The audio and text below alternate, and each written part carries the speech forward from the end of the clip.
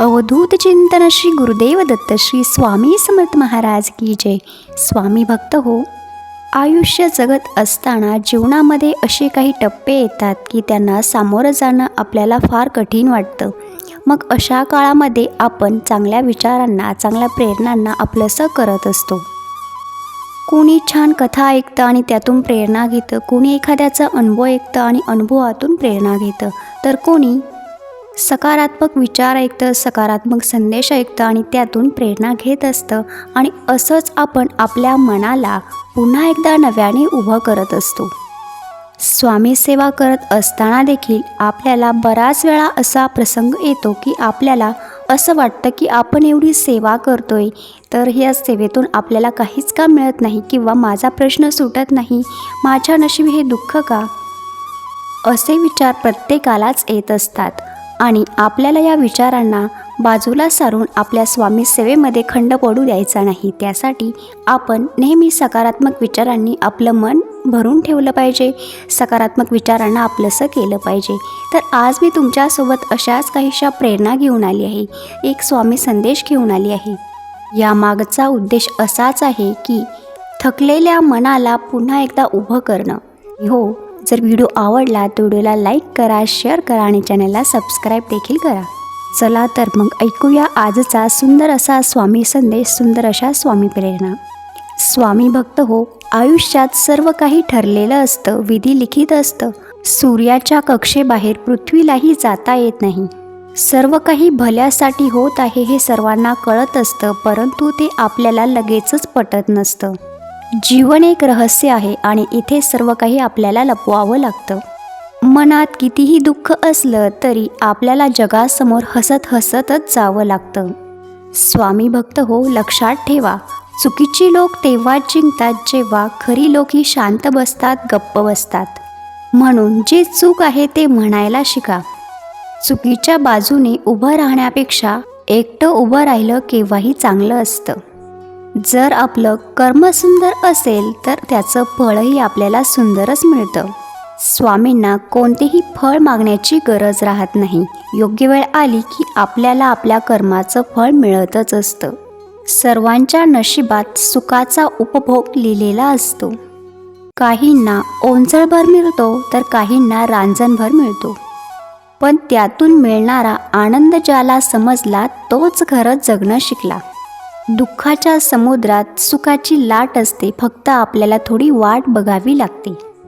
कोण कसं वागतं याची चिंता आपण करत बसण्यापेक्षा आपण आपल्या कर्माकडे लक्ष दिलं, आपलं सुख कशात आहे हे शोधण्याचा प्रयत्न केला तर नक्कीच जीवन सुंदर होतं. कोण कसं वागतं याची चिंता आपण करायची नसते, कारण जो तो आपल्या स्वभावानुसार वागत असतो. यामुळे स्वामी म्हणतात, तू निश्चिंत पुढे जा, आम्ही आहोत तुझ्या पाठीशी.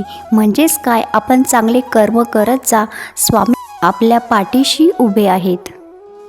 पूजा करण्याआधी विश्वास ठेवायला शिका, खर्च करण्याआधी कमवायला शिका, लिहिण्याआधी विचार करायला शिका, हार मानण्याआधी प्रयत्न करायला शिका आणि मरण्याआधी जगायला शिका.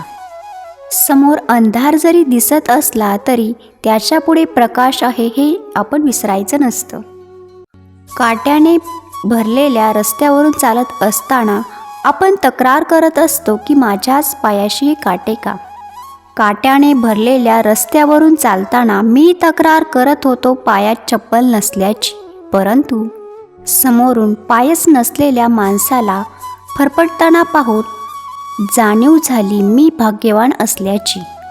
म्हणूनच स्वामी सांगतात, जे आम्ही दिले त्यातच समाधानी राहा, कारण आपली योग्यता आणि पात्रता बघूनच आपल्याला सर्व काही मिळत असतं. सर्व आपल्या कर्मांचाच लेखाजोखा असतो. आयुष्य खूप सुंदर आहे. क्षण येतात असे तेव्हा आपल्याला वाटतं सर्व जीवन संपलं आहे. अशा वेळेला आपण हे विसरायचं नाही की आपण स्वामी भक्त आहोत. कदाचित पुढच्या पावलावरती यश मिळणार असलं आणि आपण मागच्याच पावलाला खचून गेलो तर ते पुढच्या पावलाचं यशही आपल्याला मिळत नाही. म्हणून प्रयत्न करायला विसरू नका. स्वामी भक्त हो, सर्व चांगल्या वाईट गोष्टींचा उगम हा आपल्या मनातून होत असतो. एक वेळ जग जिंकणं सोपं आहे, परंतु आपल्या मनाला जिंकणं, त्याच्यावर ताबा मिळवणं हे फार कठीण असतं.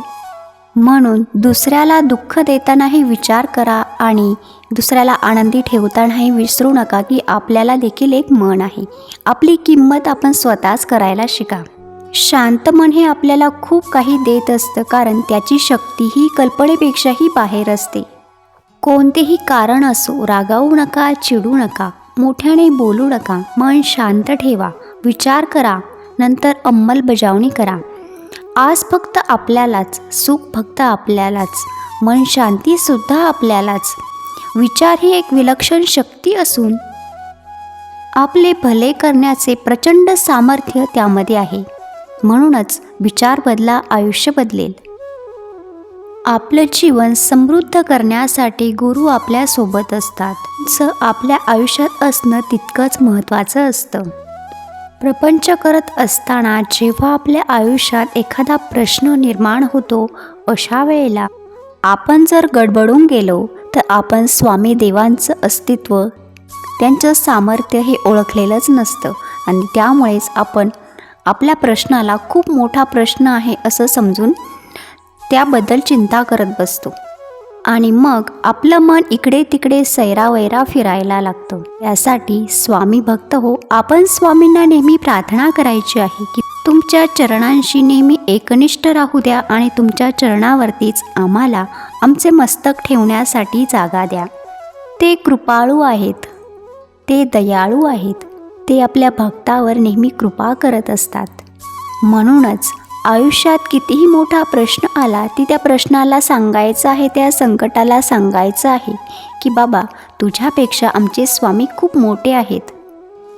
आणि स्वामी भक्त हो, आपली भक्ती जर खरी असेल ना, तर आपल्या भक्ताला दुःख झालेलं स्वामींना अजिबात सहन होत नाही. ते आपल्या भक्ताच्या हाकेला धावून येतात.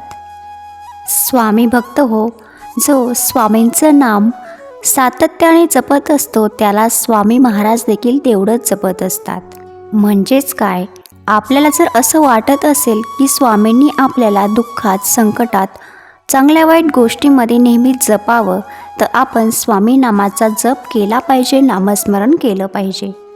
जास्त विचार करू नका. आपण विचार करतो तेवढंही आपलं आयुष्य अवघड नसतं. प्रत्येक गोष्टीला मार्ग असतो, प्रत्येक प्रश्नाला उत्तर असतं. फक्त ते शोधावं लागतं, ते शोधण्यासाठी प्रयत्न करावे लागतात आणि हे मार्ग अध्यात्माने नक्कीच सुलभ होतात. परिस्थिती कितीही कठीण असो, प्रयत्न करायला विसरू नका. शेवटच्या क्षणापर्यंत प्रयत्न करत राहा आणि प्रयत्न करत असताना स्वामी नाम घ्यायला विसरू नका. आणि मग जे काही होणार आहे, जे काही घडणार आहे ते आपल्या स्वामींवरती सोपवून द्या. माऊली आपल्याला नक्कीच मार्गदर्शन करते. स्वामी सांगतात, कोणावरही आंधळा विश्वास ठेवू नका. जोपर्यंत आम्ही आहोत तोपर्यंत कोणीही तुमचं काही वाकडं करणार नाही. फक्त तुमचा आमच्यावरती तेवढा विश्वास असायला हवा, तेवढी श्रद्धा असायला हवी. शिष्याने गुरुशी एकनिष्ठ असावं. कितीही संकटे आली तरी गुरुची कास सोडू नये. संकटे पूर्वकर्मामुळे येतात. गुरुकृपेमुळे संकटाला सामोरे जाण्याची शक्ती मिळते व त्या संकटातून लवकर सुटका होते. शरीरापेक्षा मन श्रेष्ठ आहे, मनापेक्षा बुद्धी श्रेष्ठ आहे, पण त्या बुद्धीपेक्षा श्रेष्ठ आत्मा आहे आणि आत्मा म्हणजेच ईश्वराचा अंश आहे. लक्षात ठेवा, सामर्थ्य गुरुवचनात असते, साधन म्हणून वापरलेल्या वस्तू नाही. स्वामी म्हणतात, आम्हाला माहीत आहे की तुम्ही विद्वान आहात, पण नुसती विद्वत्ता उपयोगी येत नाही. त्याचबरोबर श्रद्धा आणि विश्वासवण पाहिजे. ज्याच्यात हे असतं त्याचं हृदय निर्मळ होते आणि निर्मळ हृदयातच आम्ही असतो. समाधानी राहा, सुखी व्हाल. भक्ती करा, मुक्ती मिळेल. ध्यान करा, ज्ञान मिळेल. प्रार्थना करा, प्रगती होईल. मीपणा सोडा, मोठे व्हाल.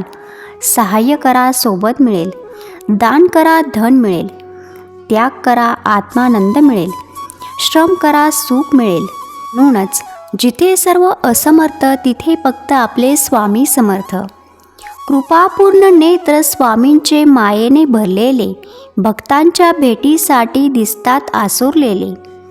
चेहऱ्यावरचं तेज पाहून भान हरपते. स्वामींचरणी मन सदैव दृढ होते. क्षणोक्षणी वाटे स्वामी नामाचा आधार.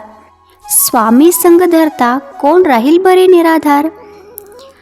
स्वामी भक्त हो, ब्रह्मांड नायक आपले स्वामी महाराज जगाचे चालक मालक पालक आहेत. आणि स्वामी आपल्या भक्तांसाठी सांगतात, जो अनन्य भावाने मला शरण आला आहे त्याचा योगक्षेम मी चालवतो. तर म्हणूनच जीवनात संकटे आले तर हताश होऊ नका, घाबरू नका, कारण आपले ब्रह्मांड नायक आपल्या पाठीशी आहे. तर भेटूया नवीन अशाच एखाद्या सुंदर माहितीसोबत, संदेशासोबत किंवा एखाद्या गोड अशा अनुभवासोबत. तोपर्यंत काळजी घ्या, आनंदात राहा, सेवा करा, सेवेकरी घडवा. श्री स्वामी समर्थ.